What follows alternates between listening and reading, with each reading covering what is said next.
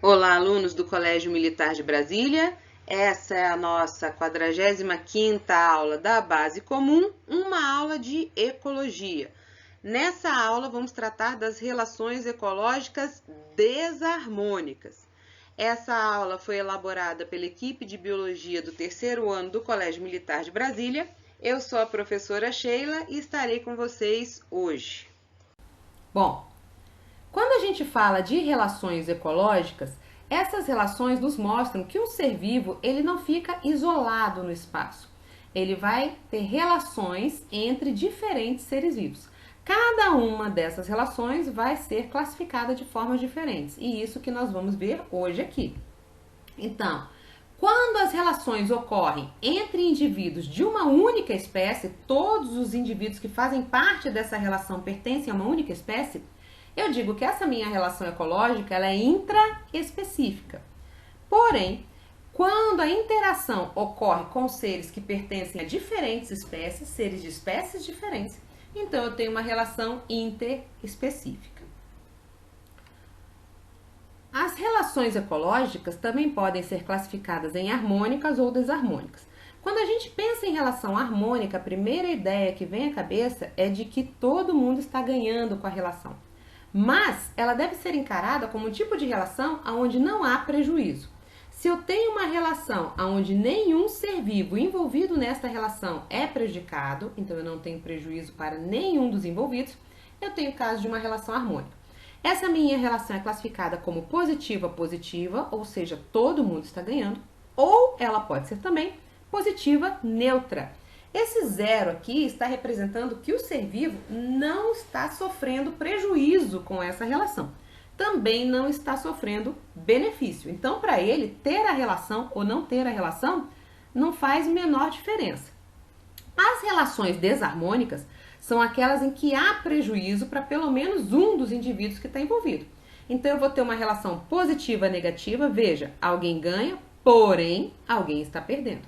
Uma relação negativa-neutra, então alguém continua perdendo nessa relação, embora para o outro ser a relação esteja extremamente nula. E eu posso ter também relações negativas, ou seja, todo mundo que está envolvido naquela relação está perdendo. Relações desarmônicas. Relações desarmônicas é aquela na qual pelo menos um dos indivíduos que está envolvido está perdendo. Não significa que os dois devam perder. Pode ser que um dos indivíduos esteja ganhando alimento, esteja ganhando moradia, esteja ganhando parceiro reprodutivo, mas alguém está perdendo. Pode estar perdendo partes do corpo, pode estar perdendo o alimento, pode estar perdendo a vida. Então, quando alguém está perdendo, está sendo prejudicado nessa relação, nós chamamos de relação desarmônica. Essas desarmônicas podem ser intraespecíficas, quando ocorrem entre indivíduos de uma única espécie, e aqui nós temos a competição e o canibalismo, ou podem ser interespecíficas, quando ocorrem entre indivíduos de espécies diferentes. E aqui nós temos a predação, parasitismo, competição, amensalismo e esclavagismo. Competição.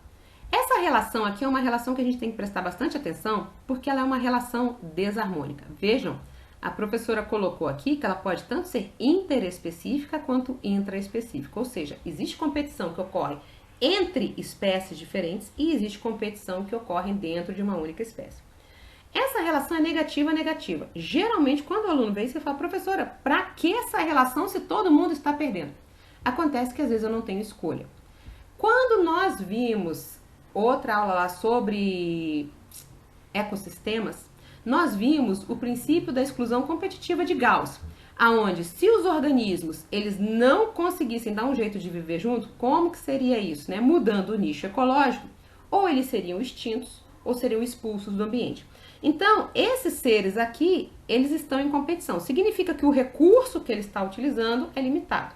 Se esse recurso é limitado, eu tenho pouco recurso para todo mundo, há uma briga por aquele recurso, certo? O que é importante a gente notar é que o que é recurso? É alimento? Alimento é recurso. Mas existem outras coisas que às vezes a gente não pensa que são recursos. Por exemplo, água é recurso. Espaço para viver é recurso. Então, o território de um ser é recurso. Fêmeas são recursos. Por quê? Porque as fêmeas têm um número limitado de óvulos. Então, machos brigam, disputam as fêmeas. Por quê? Porque é a chance que eles têm de fazerem uma fecundação, de passar os seus genes para as próximas gerações. Aqui, então, esses dois lobos machos estão numa competição e se a gente olhar aqui, tem um outro lobo assistindo a essa briga, certo? Geralmente essa disputa é feita no meio da alcateia, então eu tenho várias fêmeas observando isso aqui. E esses machos vão lutar, vão se machucar, vão disputar aquela fêmea. Quando eu tenho uma disputa, uma briga, mordidas, arranhões, batidas, eu vou ter que os dois machos estão perdendo. Por que estão perdendo? Porque os dois saem arranhados, saem machucados, eles não vão sair nulos de uma briga, de um confronto. Então, mesmo aquele que sair levando a fêmea, que conseguir acasalar, ele vai ter algum prejuízo, ele vai ter machucado, ele vai ter que passar um tempo se recuperando daquela briga, certo? Então, por isso que a minha competição leva prejuízo para todos. Professora, isso aqui é competição, embora não pareça, eu tenho 1, 2, 3, 4 filhotes, todos de boca aberta aqui, disputando o alimento que a mãe traz. Cada filhote, ele não vai esperar a sua vez como a gente faz com as crianças. Cada um espera a sua vez e pega o seu lanchinho na sua vez. Eles não vão esperar a sua vez. Cada um deles vai tentar pegar o alimento cada vez que a mãe trouxer. Existem muitos casos relatados de filhotes que não conseguem se alimentar e acabam morrendo. E algumas vezes, filhotes mais fortes matam irmãos mais fracos em busca do alimento. Então, eu posso ter aqui ocorrendo competição. Professora, e essa foto do pavão? Por que ela está aqui? Aqui eu tenho um macho disputando a fêmea, né? Se você fosse uma fêmea pavão, você preferiria este macho ou este macho? Com certeza o mais colorido. Então, esse aqui, que tem a plumagem maior, mais colorida, mais chamativa, com certeza ganha mais fêmeas do que este que tem uma plumagem feia, descabelada, marrom. Então, este aqui, se ele consegue acasalar, ele vai deixar os genes dele para frente para as futuras gerações. E este aqui, que não consegue acasalar, não vai deixar os genes dele para as futuras gerações. Se os indivíduos que estão disputando aqui, todos, eles pertencem a uma única espécie, eu tenho uma competição intraespecífica. E vejam que ela está ocorrendo porque os recursos são limitados. Aqui, eu tenho seres de espécies diferentes disputando. Então, aqui, o leão, a carcaça e a hiena. Vejam, a hiena e o leão estão disputando este recurso aqui que está limitado. Espécies diferentes, eu tenho uma competição interespecífica. Aqui, ó, o roedor está com alimento aqui à boca e eu tenho vários pombos que estão tentando pegar este alimento dele. Então, eu tenho espécies diferentes disputando um recurso que está limitado. É uma competição interespecífica. Todos saem perdendo. Ah, professora, mas e esse roedor? Parece que ele está comendo, está ganhando. Sim, mas esses pombos estão tirando pedaços. Então, esse nutriente que ficaria todo para ele está sendo dividido. Assim como aqui no caso do leão. Se essa hiena vier aqui arrancar um pedaço, ela diminuiu a quantidade de alimento para o leão. Então, ele também estará perdendo. Se ele entrar em confronto com ela e se machucar, ele também sai perdendo. Por isso que a competição, ela leva um prejuízo total, porque o indivíduo não teria todo o recurso disponível para ele. Essa nossa última foto aqui, ela mostra então o elefante, que é um herbívoro. Eu tenho zebras que são herbívoras, impalas que são herbívoros, vários herbívoros num ambiente seco. Então, estes animais vão entrar em confronto pelos vegetais. Nossa, professora, eu não pensei que herbívoros entravam em confronto. Entram, podem entrar em confronto por água, podem entrar em confronto pela vegetação. E aí eu tenho uma competição. Essa foto aqui, que deve causar uma dúvida cruel em todos os alunos, ela está mostrando o quê? Uma fotografia tirada de baixo para cima, mostrando um dossel relativamente fechado. Então, a copa da árvore encosta uma na outra. Significa que os raios solares vão passar por espaços muito pequenos. Plantas menores terão problemas em conseguir luz. Professora, plantas competem? Sim, competem por luz, competem por água, por nutrientes do solo. Predação. A predação provavelmente é aquela relação que a gente mais tem conhecimento. Então, a predação é uma relação desarmônica, sim, desarmônica, porque um ganha, mas o outro perde, e perde a vida nesse caso. Interespecífica, porque ela ocorre entre indivíduos de diferentes espécies. Essa relação, ela ocorre, então, com uma espécie sendo beneficiada, porque conseguiu alimento, e a outra sendo prejudicada, porque essa morre. Quem é beneficiado é o predador, é aquele que caça, é aquele que consegue o nutriente. Quem é prejudicado é a presa, é aquele que perdeu a vida durante a predação. O que é importante a gente notar na predação é que o predação ele vai consumir totalmente ou a maior parte da presa. E um predador é responsável pela morte de várias presas. Isso parece bobagem, mas não é, principalmente porque tem alguns exemplos que propositalmente avaliadores colocam aonde a predação e o parasitismo ficam muito tênues, muito próximos. Então eu vou olhar isso aqui. Se o predador está consumindo a presa toda, ou a maior parte dela, essa presa vai morrer, ele provoca a morte de várias presas, eu tenho a predação. Um leão não vai consumir uma zebra só ao longo da vida dele, ele vai consumir várias. E zebras, e impalas, e gnus, e diferentes outros animais herbívoros, tá? O foco da predação, então, é a alimentação. Aqui, essa foto aqui eu achei sensacional. Então, a gente tem aqui, ó, uma mariposa sendo predada por um lagarto, que ao mesmo tempo, ó, está sendo presa por uma cobra. Então, aqui eu tenho quase que uma cadeia alimentar inteira nessa foto, tá? Vejam, esse lagarto, ele não comeu só essa mariposa ao longo da vida dele, ou pelo menos não pretende comer só essa mariposa. Ao longo da vida, ele foi responsável pela morte de vários outros seres, assim como essa cobra. O lagarto pretende, pelo menos, comer essa mariposa inteira, ou a maior parte dela, assim como a cobra pretende comer esse lagarto inteiro. Aqui, ó, a coruja e a lebre. Essa coruja, ela vai pegar a lebre, vai matar para se alimentar. Uma coruja vai matar várias lebres ao longo da vida dela. E ela geralmente consome a presa, praticamente toda. Geralmente ela vai deixar ossos, dentes, algumas, talvez pelos para fora. Mas de carne ela vai consumir praticamente tudo. Aqui, o guepardo também matou a presa. Provavelmente o que vai sobrar serão chifres e ossos, mas ele vai consumir a maior parte da sua presa.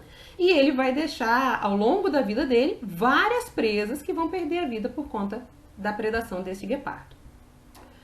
Parasitismo também é uma relação desarmônica entre espécies diferentes, positiva, negativa. Então, o parasita é o positivo, aquele que está ganhando habitação, ganhando moradia, ganhando nutrientes, porque normalmente ele se alimenta de partes dessa presa. E o hospedeiro é o que perde. Então, é aquele que está tendo que abrigar um parasita, que ceder partes de seu corpo para esse parasita. Esse parasita, ele consome parcialmente a presa. E eu tenho que lembrar que um parasita eficiente geralmente não mata o hospedeiro. Professor, há parasitas que matam? Sim, há parasitas que matam. Normalmente aqueles que conseguem trocar de hospedeiro. Mas, de forma geral, se o parasita for eficiente, para que ele possa viver a vida inteira completa dele e por mais tempo, ele vai manter esse hospedeiro vivo. O foco também é a alimentação. Exemplos de parasitismo, então aqui eu tenho uma lombriga, Ascaris lumbricoides, e aqui um sistema digestório humano. Esse Ascaris vive no organismo humano e se alimenta aqui dentro desse organismo humano. Aqui um carrapato, pode-se ver a quantidade de sangue que esse carrapato já sugou, uma quantidade enorme de sangue, está sugando partes do seu hospedeiro, se mantendo vivo. Aqui uma sanguessuga, também se alimentando de partes desse hospedeiro. E essa relação aqui, eu botei essa foto para chamar a atenção de vocês. Muitos autores colocam como parasitismo, porque aqui eu tenho pupas de insetos, e esses insetos consumiram ao longo da vida partes dessa lagarta e fizeram pupas aqui em cima. Então eles vão mudar do estágio de vida de larva para o estágio adulto. Mas a maioria dos autores hoje coloca essa relação como parasitoide. Então, parasitoidismo. O que é o parasitoide? O parasitoide, ele vai viver no corpo do seu hospedeiro enquanto ele precisa. Então, essas larvas de insetos consumiram internamente a lagarta, primeiro consumindo tecidos não tão importantes, como gordura, como tecido conjuntivo. Posteriormente, próximo de completar o seu desenvolvimento, começa a consumir partes vitais. E assim que eles saírem daqui, essa lagarta não tem chance, ela vai morrer. Então ela foi aproveitada e mantida viva enquanto esses parasitoides precisavam dela. e a partir do momento que eles emergirem aqui, essa lagarta morre. Esse caso específico aqui, muitos autores colocam como um caso de parasitoide, então, parasitoide. Herbivoria. Gente, a herbivoria é um tipo especial de relação desarmônica que ocorre entre espécies diferentes. Além de ser entre espécies diferentes, a minha herbivoria ocorre quando um dos indivíduos é um vegetal e o outro indivíduo, então, é um herbívoro, ele consome o vegetal. Essa relação é positiva para o herbívoro, porque ele está ganhando alimento, e negativo para o hospedeiro, que é o que está perdendo partes do corpo ou, em alguns casos, a vida inteira, tá? Então, vejam, o herbívoro ele pode consumir parcialmente, então eu posso ter um herbívoro que consuma apenas as folhas, apenas as flores, apenas os frutos, mas o vegetal continue vivo, ou eu posso ter um herbívoro que consome totalmente. Uma vaca, por exemplo, quando ela está pastando, ela não só come as folhas, mas ela arranca também as raízes do vegetal e mata o vegetal inteiro. Então vejam que a minha herbivoria, ela fica difícil de classificar entre parasitismo e predação, ela é um tipo especial, porque às vezes o meu herbívoro pode consumir partes ou ele pode matar o hospedeiro, tá? O foco principal aqui, então, é a minha alimentação. Exemplos de herbivoria, então aqui o elefante é um consumidor primário, é um herbívoro, e ele está consumindo um vegetal, um produtor, então aqui nós temos caso de herbivoria. Se ele estiver arrancando o vegetal inteiro e matando o vegetal, ele está com um comportamento como se fosse um predador, visto que ele está matando a presa toda, tá? Mas eu classifico especificamente como herbivoria. Aqui, olha, como ele está consumindo partes, ele não está matando o hospedeiro inteiro, então ele está se comportando como um parasita, mas eu classifico como herbivoria porque o material que está sendo consumido é um produtor, é um vegetal e o consumidor é um consumidor primário, é um herbívoro. Não apenas vertebrados são herbívoros, nós temos invertebrados que funcionam como herbívoros, tá? Então, aqui, ó, a minha lagarta consumindo material vegetal, está consumindo partes, provavelmente ela não vai matar a planta. E mesmo esse aqui, ó, que não está mastigando, porque o aparelho bucal dele é sugador, é uma probóscide, tá? Tá sugando seiva, sugando material vegetal, ele é um herbívoro também classifico como um tipo de herbivoria. Existem herbívoros invertebrados que chegam a matar o vegetal. Então, quando a gente ouve aquelas nuvens de gafanhotos, por exemplo, eles podem matar o vegetal inteiro, tá? Então, não interessa se mata ou se consome partes, quando a presa, o hospedeiro, é um vegetal e o herbívoro é um consumidor primário, eu classifico como herbivoria. Canibalismo.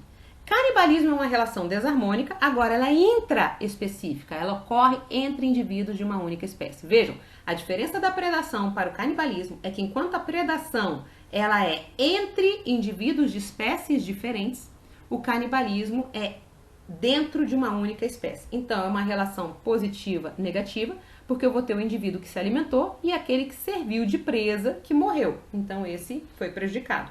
O foco aqui é a alimentação. Vejam, louva-a-Deus. Então, eu tenho a fêmea do louva-a-Deus e o macho do louva-a-Deus. Durante a cópula, para que ocorra a ejaculação, a fêmea arranca a cabeça do louva-a-Deus e consome. E já que o corpo está ali mesmo, ela consome o resto do corpo dele. Se ela está consumindo um indivíduo de própria espécie, então eu tenho aqui canibalismo. Aranhas, a gente pode observar pela coloração, ó, a mancha vermelha aqui, pelo formato do corpo. Eu tenho duas aranhas de uma mesma espécie, uma está se alimentando da outra, então eu tenho aqui um caso de canibalismo. Em aranhas, é muito comum a gente ver esse tipo de canibalismo. Então, geralmente, após a cópula, a fêmea se alimenta do macho, tá? Aqui, eu tenho, então, crocodilianos. Se eu tiver um recurso limitado, tá? eu vou ter este indivíduo se alimentando de um outro ser da própria espécie. Então, se ele está consumindo inteiro ou a maior parte de um indivíduo que é da mesma espécie que ele, eu não tenho predação, mas eu tenho canibalismo. Seria um tipo especial de predação.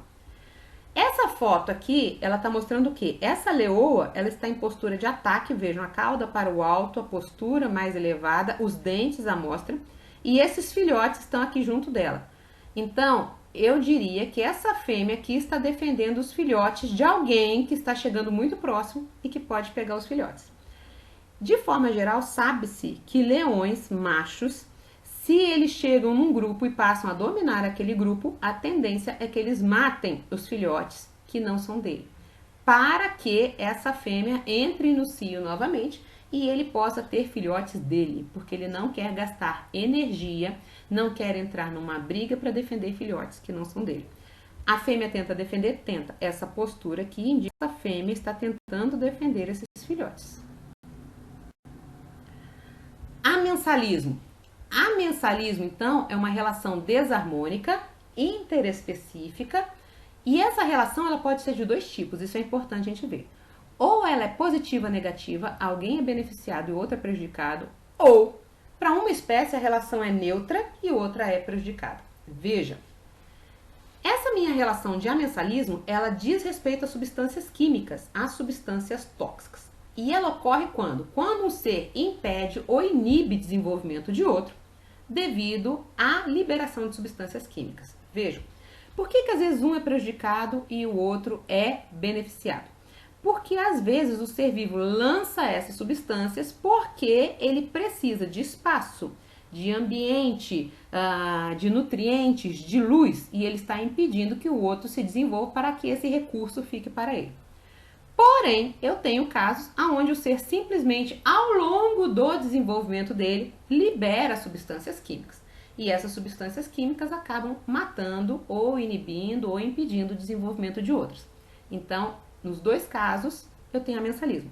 O que eu preciso levar em consideração do amensalismo é que eu tenho alguém perdendo, porque foi inibido, foi morto, ou foi impedido de se desenvolver.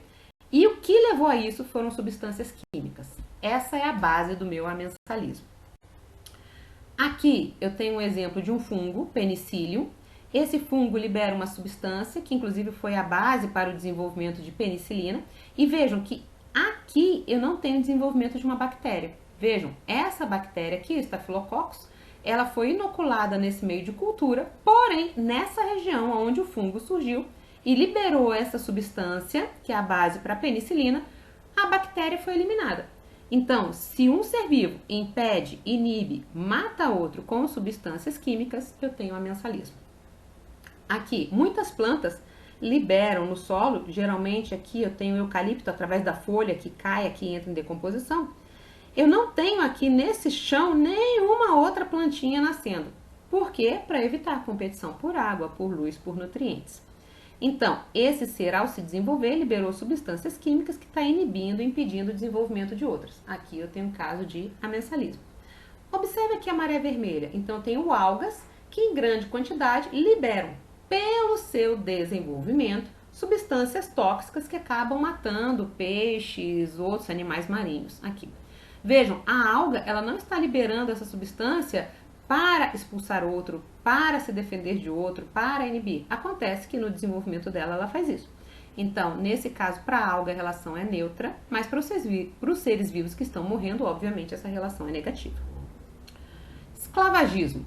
Esclavagismo é uma relação onde eu tenho o uso de outra espécie. Pode ser o uso do trabalho, pode ser o uso de uma atividade, pode ser o uso de um alimento que outra espécie produziu.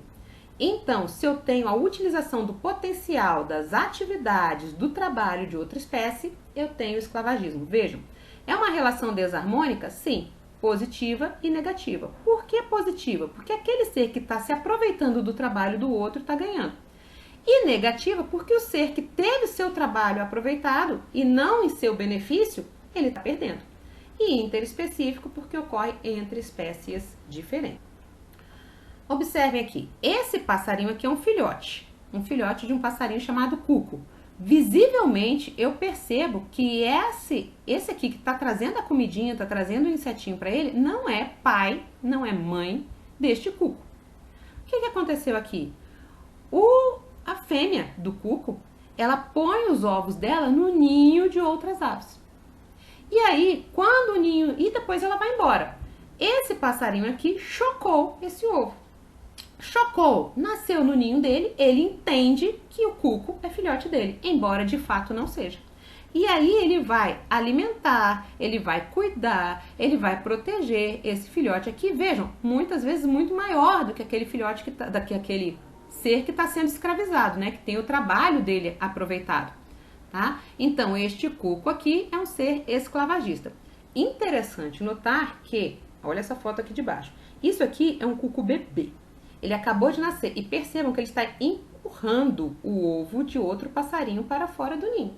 Então, quando o cuco adulto põe o ovinho dele aqui e o filhote eclode, o filhote tem um tempo de desenvolvimento menor, ele eclode antes e para garantir que ele seja alimentado, ele joga o ovo do outro passarinho fora. Vejam, esse passarinho perdeu os ovinhos dele e está tendo trabalho para alimentar e cuidar de um pássaro que não é geneticamente dependente ou descendente desse passarinho.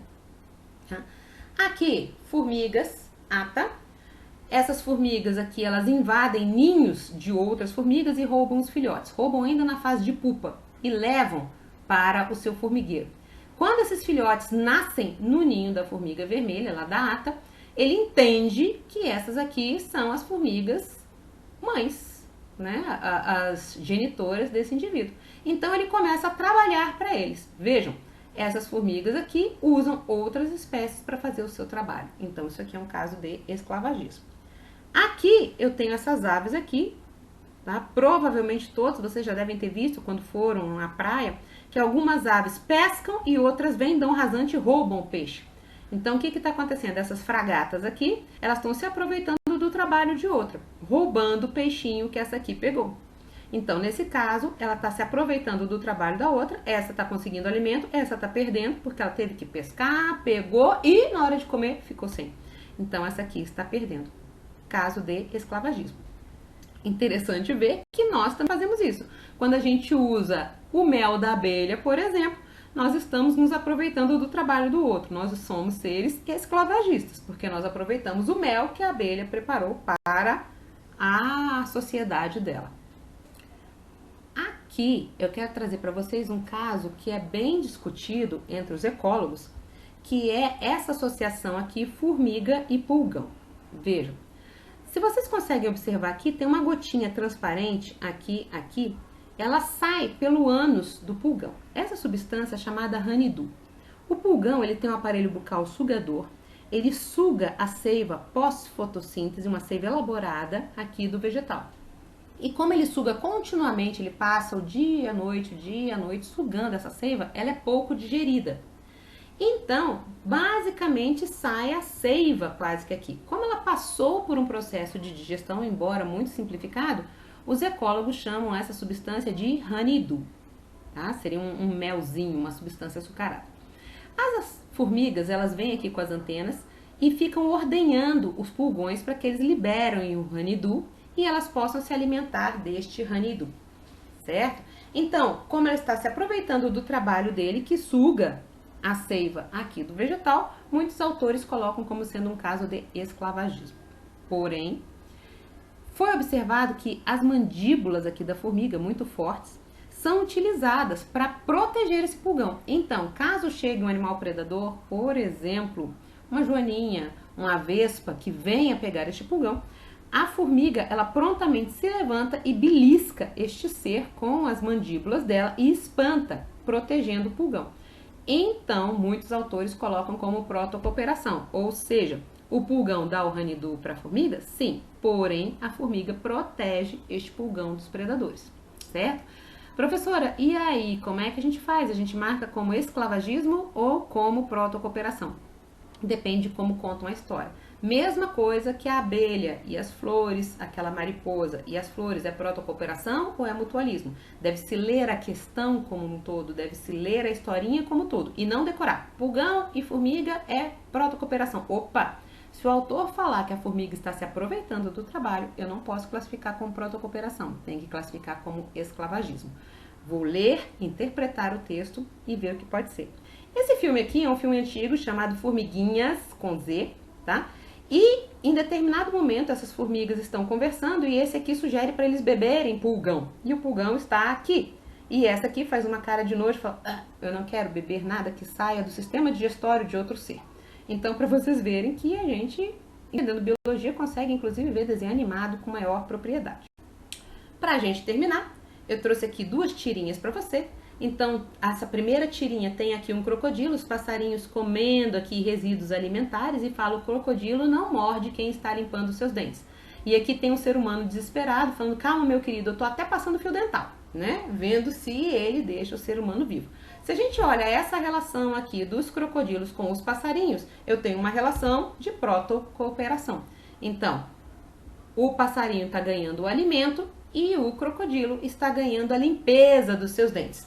O passarinho pode viver isolado do crocodilo? Pode, sem problema. Porém, juntos, eles acabam ganhando. São dependentes? Não. Protocooperação. Espécies diferentes, uma relação harmônica. Aqui, eu tenho uma mosquinha que vem aqui cantando e, de repente, paf! São vários sapos que estão tentando pegar um recurso que está limitado. E aí, um deles pergunta, alguém tem uma faca aí? Porque a mosquinha é um recurso limitado para todos esses sapos que estão aqui presentes, né? Então, se eu tenho já falei a resposta, né? Competição interespecífica. Eles estão competindo aqui pelo alimento. Por que interespecífica? Porque embora todos sejam sapos, eu percebo que aqui, ó, eu tenho tipos diferentes de sapos que estão competindo por aquele alimento. Perfeito? Ok, espero que todos tenham entendido. Até a nossa próxima aula. Para finalizar aqui com vocês, então as minhas relações ecológicas, elas podem ser classificadas em harmônicas, quando não há prejuízo para nenhum dos envolvidos, ou desarmônica, quando pelo menos um dos indivíduos que participam da relação é prejudicado. A minha relação harmônica pode ser intraespecífica, quando ocorre entre indivíduos de uma mesma espécie, que aí no caso das harmônicas intraespecíficas nós temos sociedade e colônia. Podem ser interespecíficas quando ocorre entre indivíduos de diferentes espécies. As harmônicas interespecíficas nós temos então protocooperação, mutualismo, comensalismo, inquilinismo e forésia. Nas desarmônicas, quando pelo menos alguém é prejudicado, nós temos também a intraespecífica, que ocorre dentro da mesma espécie, indivíduos que pertencem a uma única espécie. Nós temos então a competição e temos o canibalismo e as interespecíficas que ocorrem entre indivíduos de diferentes espécies. Nós temos a predação, parasitismo, competição, amensalismo e esclavagismo. Lembrando que aqui nós temos o caso especial de herbivoria, que é quando o meu hospedeiro, a minha presa, é um vegetal e o herbívoro é um consumidor primário, ok? Alunos, espero que vocês tenham entendido. Qualquer dúvida, entrem em contato conosco. Até logo!